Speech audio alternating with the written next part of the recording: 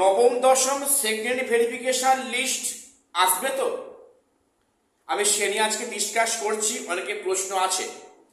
এবং group C group D পরীক্ষার result কবে নাগাদ আসতে পারে, এই সরকার actually group C group D নিয়ে কি ভাবছে সে নিয়েও বলছি।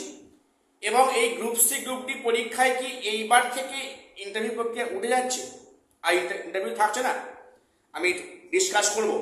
কালি চ্যানেলটা সাবস্ক্রাইব করে দিও এসএসসি পিএসসি এবং গ্রুপ সি গ্রুপ ডি গুরুত্বপূর্ণ আপডেট পাওয়ার জন্য। প্রথম আজকে বলি যে গ্রুপ সি গ্রুপ ডির রেজাল্ট কবে, তারপরে আমি সেকেন্ড লিস্ট নিয়ে আসছি। গ্রুপ সি গ্রুপ ডি পরীক্ষা যে হয়েছিল তার রেজাল্ট কবে? দেখো, ভোট প্রক্রিয়ার আগে একটা ঝড় উঠলো কি যে স্কোর কার্ড দেওয়া হবে। তোমার নিশ্চয়ই মনে আছে, ইভেন আমি বলছিলাম যে স্কোর কার্ড দেওয়া হবে, একটা খবর কিন্তু ছিল। এবং সেটা পরবর্তী ক্ষেত্রে আগের সরকারের সবুজ সিগন্যাল না পেয়ে এসএসসি স্কোর কার্ড হয়তো প্রোভাইড করতে পারেনি। তাহলে কি এসএসসির কাছে রেজাল্ট পুরো রেডি করা আছে? দেখো, এসএসসির কাছে কিন্তু রেজাল্ট প্রায় রেডি আছে। যে কোনো সময় এসএসসি মনে করলে রেজাল্ট পাবলিশ করতে পারে। এইবারে প্রশ্নটা, রেজাল্ট কবে নাগাদ পাবলিশ হবে? এই সরকার অ্যাকচুয়ালি কি চাইছে গ্রুপ সি গ্রুপ ডি নিয়ে? দেখো, এটা পরিষ্কার কথা কিন্তু যে 26,000 শিক্ষক বাতিল হয় তার মধ্যে সবচেয়ে বেশি কিন্তু কষ্টে আছে এই গ্রুপ সি গ্রুপ ডি।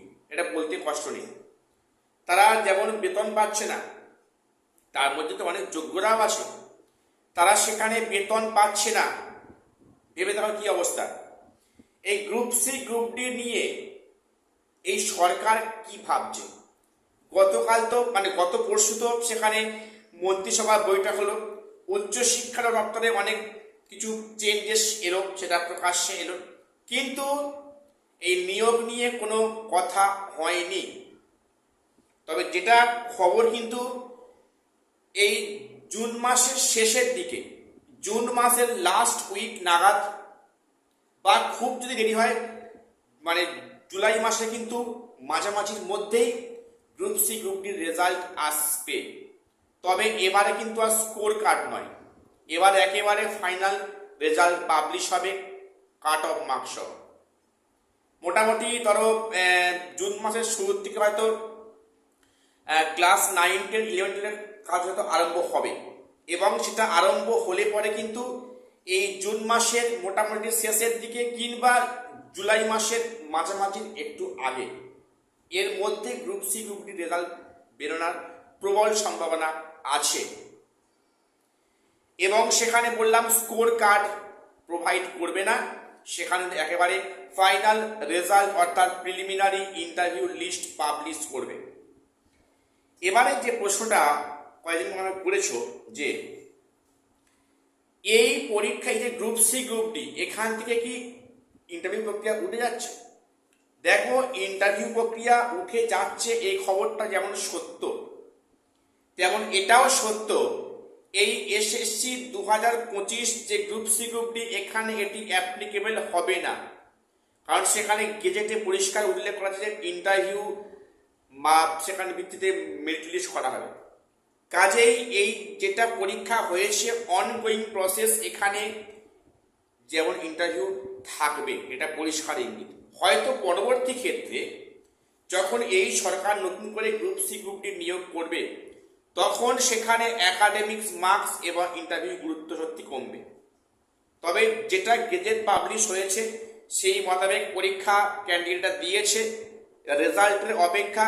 এই মুহূর্তে এসে অনগোয়িং প্রসেসে কিন্তু ইন্টারভিউ প্রক্রিয়া থাকবে, একাডেমিক্স থাকবে, এখানে কোনো চেঞ্জেস হবে না।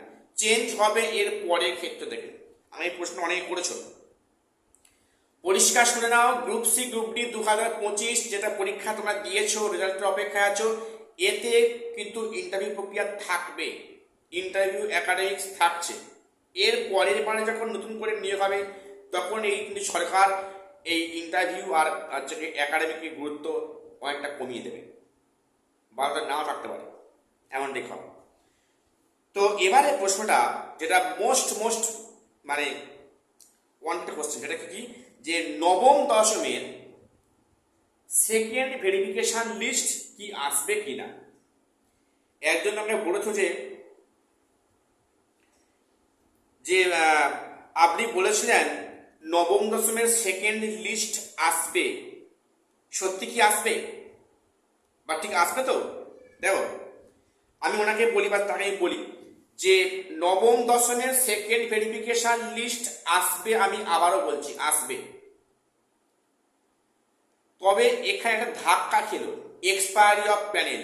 কেন বললাম বলো তো? এক্সপায়ারি অফ প্যানেল যে কয়েকটা শিক্ষক ছিলেন সেটা যদি টেন্টেড বলে ডিক্লেয়ার হতো তাহলে কিন্তু সেকেন্ড লিস্টটা আরো লম্বা হতো, সেকেন্ড লিস্টটা আরো লম্বা হতো। কিন্তু এখানে যেটা হলো যে সুপ্রিম কোর্ট কিন্তু এক্সপায়ারি অফ প্যানেলকে টেন্টেড বলে ডিক্লেয়ার করেনি। তাদের যুক্তি যে টেন্টেড যেহেতু আলাদা করা অলরেডি হয়ে গেছে, এখানে কিছু করা সম্ভব হচ্ছে না। কাজেই সেকেন্ড লিস্ট থেকে বহুজনের ডাক পাওয়ার সম্ভাবনাটা অনেকটা কমে গেল। তবে এটা পরিষ্কার সেকেন্ড লিস্ট কিন্তু আসবে, নবম দশমের ভেরিফিকেশনের সেকেন্ড লিস্ট অবশ্যই আসবে। দেখো এখানে অনেক ধরনের যুক্তি শো করবে, তো আমার যেটা মনে হচ্ছে তোমাদের শেয়ার করলাম যে যেহেতু একাদশ দ্বাদশে কিন্তু একটা হিউজ ক্যান্ডিডেট 9-10 ডাক পেয়েছে, এটা একদম বাস্তব কথা, এটাকে উড়িয়ে দেওয়া যায় না। যেহেতু একাদশ দ্বাদশের ম্যাক্সিমাম ক্যান্ডিডেট 9-10 ডাক পেয়েছে, তাহলে স্কুল চুজ করলে বা স্কুলে জয়েন করলে তারা কিন্তু কেউ 9-10 ফিরে আসবে না, সামান্য কিছু ক্যান্ডিডেট বাদ দিয়ে পরিষদ। কাজেই এইখানে অনেকটা গ্যাপ ফাঁকা হচ্ছে। আবার সেখানে কেউ কেউ বলছে যে এখানে তো লাস্ট কাট অফ অনেক ডেকেছে। হ্যাঁ ডেকেছে, মানছি, যেটা ডেকেছে তার কিন্তু সংখ্যাটা বেশি হলেও ক্লাস 11-12 এখানে বাদ যাবে, অর্থাৎ তারা 9-10 জয়েন করবে না। এই সংখ্যাটা খুব একটা কম নয়, এই সংখ্যাটা অনেকটাই আছে।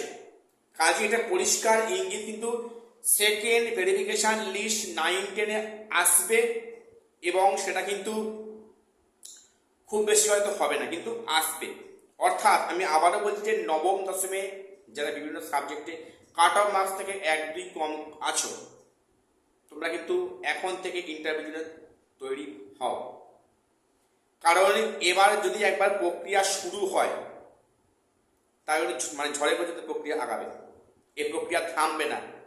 কাজেই তখন আর তোমার ইন্টারভিউর জন্য প্রস্তুতির টাইম হাতে পাওয়া যাবে না। কাজেই যারা 1 নাম্বার কমপ্লিট করে এখন থেকে প্রস্তুতি আরম্ভ করে দাও।